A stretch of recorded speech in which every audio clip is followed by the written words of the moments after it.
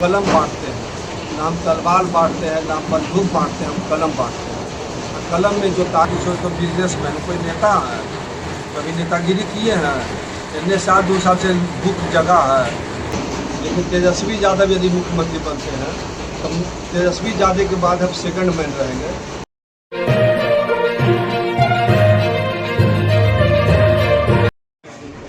क्या असर होगा आपके अभियान का? कोई असर नहीं होगा। असर क्या होगा? असर लोग तेजस्वी जी को मान लिए हैं, तेजस्वी जी के साथ सब है, पूरा जनता साथ है, पूरा वोटर साथ है। तो तेज प्रताप जी से भी तो आपका अच्छा सरोकार था, फिर बख्तियारपुर हमारे पार्टी के नेता थे, अच्छा सरोकार था। जब अभी पार्टी के काम नहीं कर रहे तब तो अपना कर रहे थे, लेकिन तुम्हें को कोई थोड़े राष्ट्रीय जनता दल में भी कोई कार्यकर्ता कोई है तो बताइए। सर, बख्तियारपुर विधानसभा में आपका कार्यक्रम अभी कहाँ कहाँ होगा सर, और क्या मुद्दा रहेगा सर आपका? पार्टी छोड़कर आपका क्या मुद्दा रहेगा बख्तियारपुर विधानसभा? पूरे क्षेत्र में दौरा रहेगा, जनता मालिकों के बीच हम लोग के जाना है, उनका आशीर्वाद लेना है। बिना उनके कागज से कुछ होना थोड़े है। और जो कार्यक्रम है हमारे पार्टी का वो चल ही रहा है, तो आप लोग जानबे करते हैं। और हम लोग का विशेष है कि इस बार सरकार बनेगी। सरकार बनने के बाद प्राथमिकता है कि आसपुर में पीपा पुल के जगह पक्का पुल बने।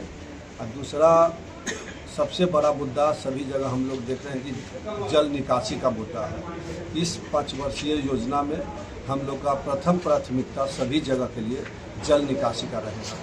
जैसा कि नवरात्र का पर्व चालू होने वाला, क्या कुछ शुभकामनाएं संदेश? मैं अपनी तमाम विधानसभा क्षेत्र के वासियों को दुर्गा पूजा के शुभ अवसर पर मैं हार्दिक शुभकामना देता हूं और माता दुर्गा से आशीर्वाद मांगता हूं कि आपका आशीर्वाद हमारे क्षेत्र पर बने रहे, कि हमारे लोग खुशहाल रहें। इसी में सब तरह का योजना आता है, चाहे वो नाला से संबंधित हो या जो भी जल निकासी जिससे लोग परेशान हैं। आज हम लोग देख रहे हैं शिक्षा से परेशान नहीं है, परेशान है। इसलिए पुल के बाद मेरा दूसरा मुख्य मुद्दा है जल निकासी।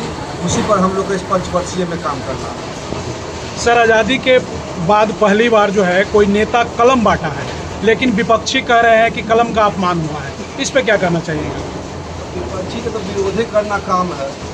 हमारे नेता का स्पष्ट निर्देश है कि हम कलम बांटते हैं, ना हम तलवार बांटते हैं, ना हम बंदूक बांटते हैं, हम कलम बांटते हैं। कलम में जो ताकत है वो सभी कुछ के ताकत से सबसे ज़्यादा ताकत है। प्रशांत किशोर जी बोल रहे हैं कि कट्टा बांटने वाले आज कलम बांट के भ्रमण कर रहे हैं लोग। प्रशांत किशोर के बोले से कहा हो, प्रशांत किशोर तो बिजनेसमैन कोई नेता है, कभी नेतागिरी किए हैं, इतने साल 2 साल से मुख्य जगह है, तब नेतागिरी उतरे हैं। उनका अपना पंडित जी तो पहले चढ़े तो उन पर तब ना कोई वोटो जोड़ होगा। एक वोट उनके पास नहीं है। हमारे विधानसभा में कहीं उनको 100 भी मत आने नहीं जा रहा है। सर, आप राजद परिवार के एक अहम हिस्सा हैं सर, तो इस बार आप विधायक बनते हैं बख्तियारपुर से, तो आपको उम्मीद है कि किसी विभाग में आप मंत्री बनेंगे सर? मंत्री बने या ना बने, लेकिन तेजस्वी यादव यदि मुख्यमंत्री बनते हैं तो तेजस्वी यादव के बाद हम सेकंड मैन रहेंगे। कोई भी मंत्री से ज़्यादा हमें ताकत रहेगा, मुझे पूरा विश्वास है। आम धारणा यहाँ के क्षेत्र की जनता का कहना है कि अनिरुद्ध जी तो सब चीज़ में फिट बैठते हैं, लेकिन चुनाव जीत करके जाते हैं तो क्षेत्र में नहीं आते हैं। कोई कहता है विरोधी मेरा बोलता है। यहाँ पर हमारे क्षेत्र के जनता लोग हैं, इन्हीं से पूछिए। हमको कम से कम 2001 में मुखिया हुए, 25 साल से हर इतवार को यहाँ सिर्फ जनते के काम के लिए बैठते हैं। बराबर जहाँ भी लोग बुलाते हैं, जिस तरह का कोई कार्यक्रम सभी जगह जाते हैं। तो क्या आश्वस्त करना चाहेंगे इस चुनाव में लोगों को? आश्वस्त हम 100% आश्वस्त हैं। इस बार जनता हमें तबर से दुगना मत से जिताएगी। मैं भी लोग में घूम रहा लोग का प्यार मिला स्नेह मिला है, मुझे यह आभास है। मैं अच्छे मतों से चुनाव जीतूँगा। एक बार हम लोग 15 में चुनाव हारे, उसके चलते भाजपा को डंडा हो गया, लेकिन भाजपा से हम लोग नहीं हारे। 15 में हार का कारण दियारा से कुछ वोट का कट जाना था, और भी राजद का सीट था। राजद का है, राजद का रहेगा। तो जीतने के बाद जो है लोगों को जीत रहे तो अभी यहाँ से राजद हारवे नहीं किया है। 15 में हार का कारण लल्लू जी नहीं थे, 15 में हार का कारण दियारा था। और अब लोग कहते हैं, उन्हीं का लोग को कभी काल देखते हैं कि कहते हैं कि यहाँ कोई दोहराता नहीं है।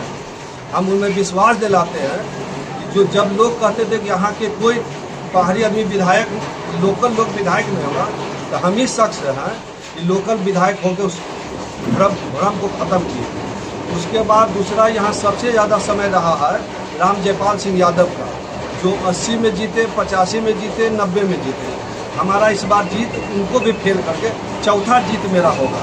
सब रिकॉर्ड यहाँ हम तोड़े हैं, इस बार भी रिकॉर्ड तोड़ेंगे और अच्छे मतों से चुनाव जीतेंगे। जनता के बीच जाएंगे, जीतने के लोगों से जुड़ते हैं। जनता के बीच तो 24 घंटा, जनता के बीच कहाँ नहीं है।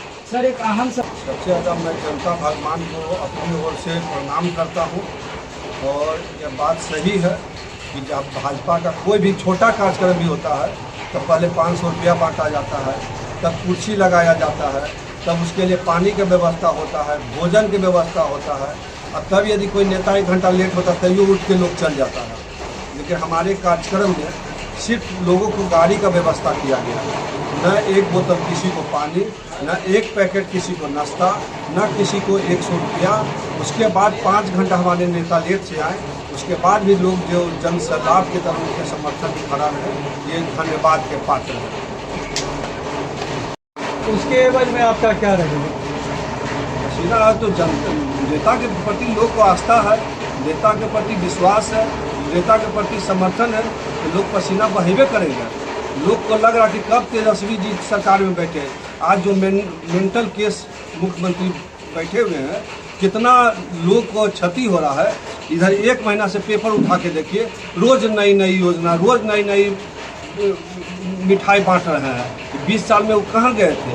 20 साल में 400 पेंशन था, 500 करते, 600 करते, 700 करते, ये पागल हो गए थे। आज के 1100 के जो हमारे नेता के नकल कर रहे हैं। 20 साल में बिजली नहीं सुनता था कि कम करना चाहिए था। आज हमारे नेता जब घोषणा किए तो 125 रोज 1 महीना से हम देख रहे हैं। जिस तरह मांझी जी अंतिम समय में कुछ डिस्टर्ब हो गए थे, रोज योजना कर रहे थे, उसी तरह नीतीश जी रोज 1 महीना में नया नया योजना लागू कर रहे हैं। जो सारा योजना हम लोग एक योजना नहीं चलने वाला है। जो हमारे नेता का विज़न है वो विज़न पर काम होगा और सरकार बनने के बाद जनता के साथ सारा विज़न से काम किया जाएगा। क्षेत्र की जनता के लिए हमेशा आप खड़े रहेंगे। अरे थे, खड़े हैं, खड़े रहेंगे।